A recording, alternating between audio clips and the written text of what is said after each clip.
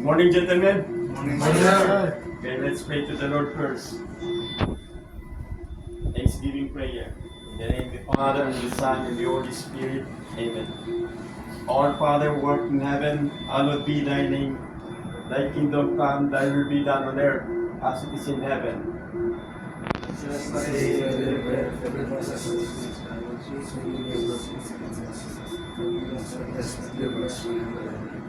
Hail Mary, full of grace, the Lord is with thee.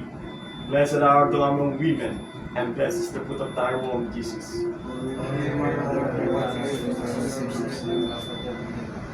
Glory be to the Father, and to the Son, and to the Holy Spirit.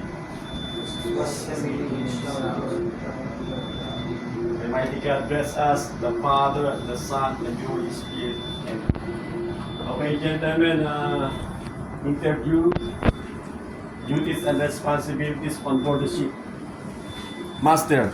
Master, sir. Master is the overall command of the ship and decision maker during emergency and distress situation, sir. And owner's representative during on-port call, sir. Okay, Chief Officer. Chief Officer is a second overall command and also the in charge of the operation and stability of the cargo and all safety responsibilities. Okay, Second Officer. Second officer is an operating officer assigned in voyage planning, maintaining individual equipments and charts, assigned as a bridge watchkeeper, assist chief officer cargo operation, and manage medical supplies on board. Okay, Third Officer. Third officer's duties, maintenance of life-saving appliances, including the life buoys and life jackets and immersion suits. Also, is include the maintenance of firefighting equipments, and is the one who maintain. Okay, Boson. So bosun is the one who is responsible for the deck crew. Bosun is the one who is responsible for also for anchoring and mooring operation and for the deck maintenance.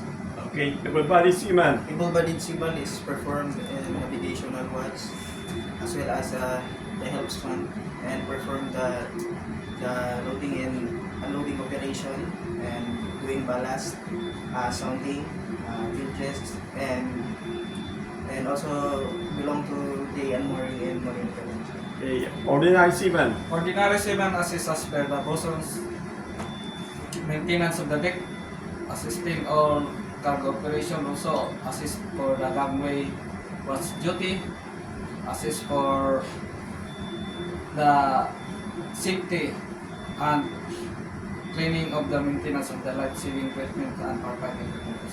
Okay, Chief Cook.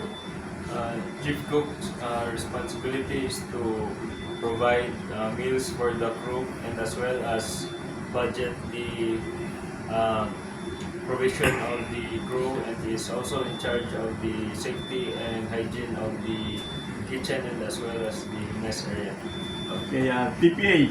The DPA or designated person ashore is the one who is responsible for both safety of the vessel and the crew, and also he is the one representative of the company. Okay, Deck Cadet. The cadet sir is the deck training officers, is the one responsible for learning all the jobs of the deck officer and assisting them in their particular duties. Sir. Okay, very good. And gentlemen, please subscribe my YouTube channel, Cap TV Tibol TV. Thank you and God bless.